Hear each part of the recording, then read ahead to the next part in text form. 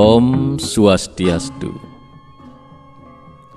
Umat sedharma yang mulia, sungguh bahagia rasanya kita bisa bertemu kembali dalam acara Mimbar Agama Hindu. Semoga dalam kesempatan yang berbahagia ini, umat sedharma sekalian senantiasa berada dalam keadaan sehat dan selalu berada dalam lindungan ide Sang Hyang Widiwasa. Umat sedharma yang berbahagia, kita telah ketahui bersama bahwa setiap makhluk hidup selalu melalui dan mengalami siklus lahir, hidup, dan mati. Setelah lahir, maka akan menjalani kehidupan. Dan apabila sudah tiba waktunya, maka kematian pun akan menjemput. Dalam menjalani hidup, satu hal pokok yang tidak bisa diabaikan adalah kebutuhan akan makanan dan minuman. Kita sebagai umat Hindu memberikan posisi yang sangat utama terhadap makanan dan minuman. Salah satu ajaran yang terdapat dalam agama Hindu mengenai makanan adalah yang disebut dengan ahara lagawa. Secara sederhana, pengertian dari ahara lagawa adalah makan makanan yang ringan atau sederhana. Ahara lagawa bisa pula diartikan dengan makan makanan yang sesuai dengan kebutuhan tubuh kita dan tidak secara berlebih-lebihan. Makan dengan sesukanya secara rakus dapat mengakibatkan buntunya pikiran dan timbulnya ketidaktenangan. Seseorang sebaiknya membatasi makanan dan dapat mengendalikan nafsu makannya supaya tidak berlebihan serta selalu merasa puas dengan makanan. Dengan demikian akan tercapai ketenangan dan ketentraman secara batinnya. Ada 3 jenis makanan menurut kitab suci Bhagavad Gita. Saya petikkan Bhagavad Gita bab 17 sloka 8. Ayo satu balarogya suka priti wiwardana rasya snigdha stirahradaya ahara satwika priya, yang artinya makanan yang memberi hidup, kekuatan, tenaga kesehatan, kebahagiaan dan kesenangan yang terasa lesat, lembut, menyegarkan dan enak, sangat disukai oleh golongan satwika. Bhagavad Gita bab 17 sloka 9 menyebutkan, Katuam lawanati yusna Diksnu aruksa widahina Ahara raja sasyastu duku asuku amayu prada,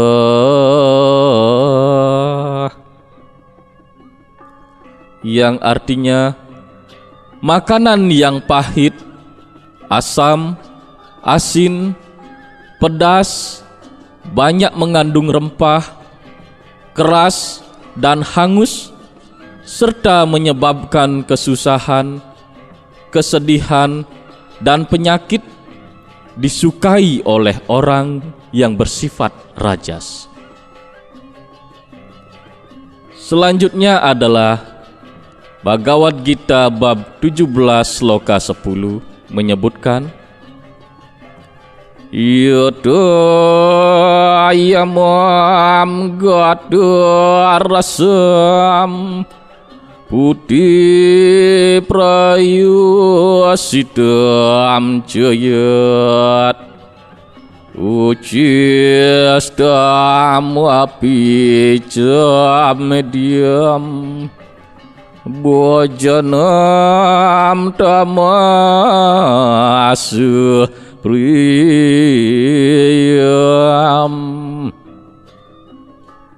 yang artinya makanan yang basi, hilang rasa, busuk, berbau, bekas sisa, dan tidak bersih adalah makanan yang sangat digemari oleh orang yang bersifat tamas.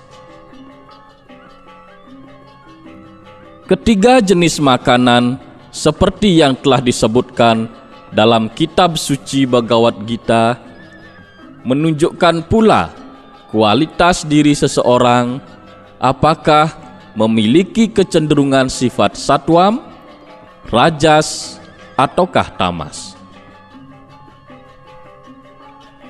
Dengan demikian, pemilihan makanan sangatlah penting. Dalam hal ini, yang terutama bukanlah makanan yang mahal, berkelas, atau mungkin makanan import, tetapi makanan yang baik bagi tubuh kita. Makanan sederhana pun, selama itu bersih, baik dan menyehatkan, adalah termasuk makanan yang utama. Umat sedharma yang saya muliakan, makanan pada dasarnya memang untuk kita konsumsi. Akan tetapi, agama Hindu juga mengajarkan bahwa makanan juga sungguh penting untuk dipuniakan. Saya akan ceritakan sebuah petikan kisah yang saya ambil dari kitab Purana. Mari kita simak bersama-sama.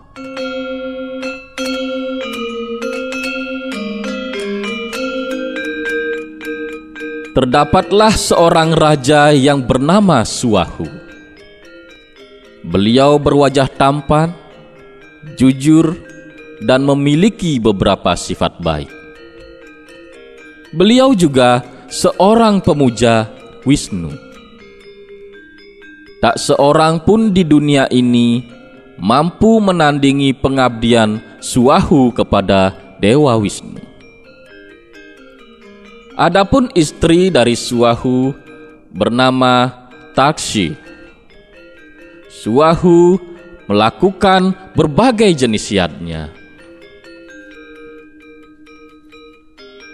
Namun pendeta kerajaan Suwahu, yakni Maharsi Jaimini, tidak puas dengan apa yang telah dilakukan oleh Suwahu. Tuan Raja, kata Rsi Jaimini, berikanlah aku beberapa sedekah. Maka ini akan memberikan Anda pahala yang tidak akan pernah habis. Raja Suwahu bertanya, apa gunanya pahala bagiku? Rsi Jaimini pun menjawabnya, itu akan memungkinkan Anda untuk pergi ke surga. Surga itu sangat menyenangkan. Mungkin itu benar. Tapi, akankah aku bisa berada di surga selamanya? Tentu saja tidak. Anda hanya akan tinggal di surga selama pahala Anda belum habis. Saat dimana pahala Anda sudah habis, maka Anda akan terlahir kembali ke bumi. Raja Suahu pun berkata, dalam hal ini, aku tidak berminat memberikan sedekah. Mengapa aku harus menginginkan kebahagiaan yang sementara itu? Aku akan berdoa kepada Wisnu, dan atas berkatnya, aku akan diizinkan tinggal di Wisnu Loka. Itu jauh lebih berkualitas daripada surga. Raja Suahu dan istrinya mulai melakukan seperti apa yang dikatakannya. Beliau mulai melakukan tapa yang berat dan berdoa kepada Wisnu. Maka hasilnya, ketika mereka berdua wafat, rohnya langsung dibawa ke Wisnu Loka. Wisnu Loka adalah sebuah tempat yang mengagumkan. Namun, meskipun berusaha sekuat tenaga, sang raja dan permaisurinya tidak berhasil melihat Dewa Wisnu. Bahkan, mereka mulai merasakan lapar dan haus karena di sana tidak ada makanan ataupun minuman untuk disantapnya. Ketika sedang mencari makanan dan minuman, mereka berjumpa dengan seorang resi yang bernama Resi Wamadewa. Wahai Resi yang agung, apa yang terjadi pada diri kami? Mengapa kami menderita seperti ini? Resi Wamadewa pun menjawab, kau dan istrimu memang sangat setia mengabdi kepada Wisnu. Namun kalian tidak pernah memberikan sedekah. Bentuk utama dari sedekah adalah makanan dan minuman. Karena kalian tidak pernah menyumbangkan makanan dan minuman, maka kalian harus menghadapi lapar dan haus di Wisnu Loka. Apakah tidak ada cara untuk menebus dosa-dosa itu? Tentu saja ada. Pergilah ke tempat di mana mayat kalian tergeletak di bumi, yaitu di kuburan kalian. Tubuh-tubuh kalian belum membusuk. Makanlah daging mayatmu. Lakukanlah hal ini terus-menerus hingga ada seseorang yang akan mengulang-ulang mantra Wisnu untukmu. Saat dimana kalian mendengar mantra suci itu diulang-ulang, maka saat itulah hari pembebasanmu. Umat sedharma yang mulia, dari petikan cerita tersebut dapatlah sekiranya kita sadari bersama-sama bahwa teramat besar pahala bagi mereka yang bersedekah atau berpunya makanan dan minuman. Mereka tidak akan menderita lapar dan haus di alam nirwana. Oleh karena itu, alangkah bijaksananya kita yang saat ini masih hidup di Mayapada untuk selalu berusaha berpunya makanan dan minuman. Kita bisa melakukannya dengan cara-cara yang sederhana. Misalkan, menjamu tamu atau sanak saudara yang datang ke rumah kita dengan makanan dan minuman, melaksanakan ngejot atau mesaiban setiap kali selesai memasak makanan, serta menghaturkan persembahan makanan dan minuman kepada roh-roh leluhur di Sanggah Kemulan. Telah kita ketahui bersama pula, dalam tradisi Hindu di Bali ada kebiasaan setelah selesai memasak pasti akan melakukan yadnya sesa atau mesaiban.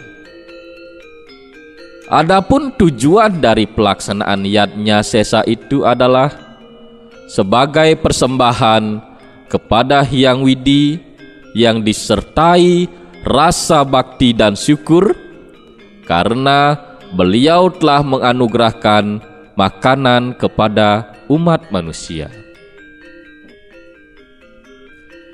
Yadnya sesa atau mesaiban ini wajib dilaksanakan oleh umat Hindu.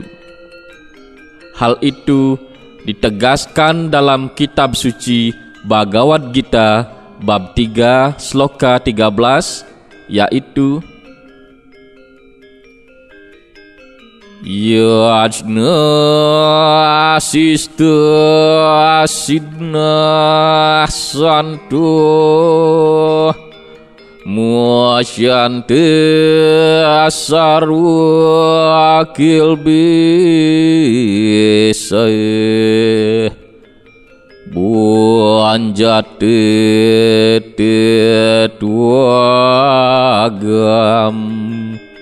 Papaya pasanti atma karanat,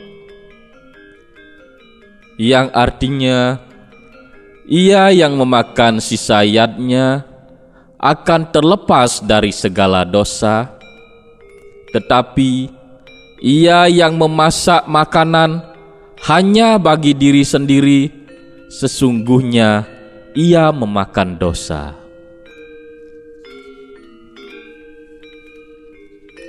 Jadi, dengan melaksanakan hal demikian, makanan yang merupakan kebutuhan utama bagi kita semua dapat memberikan kesejahteraan dalam kehidupan ini.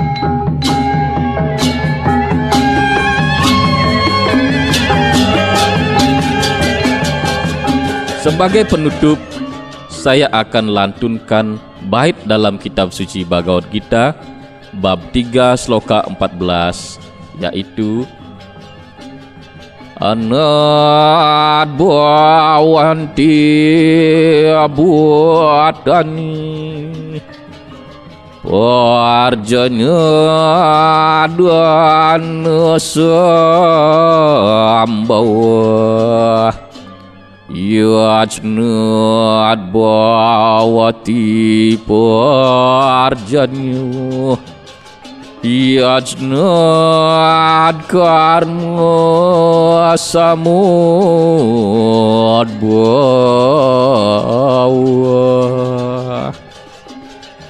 yang artinya adanya makhluk hidup karena makanan, adanya makanan karena hujan, adanya hujan karena yadnya, dan adanya yadnya karena karma.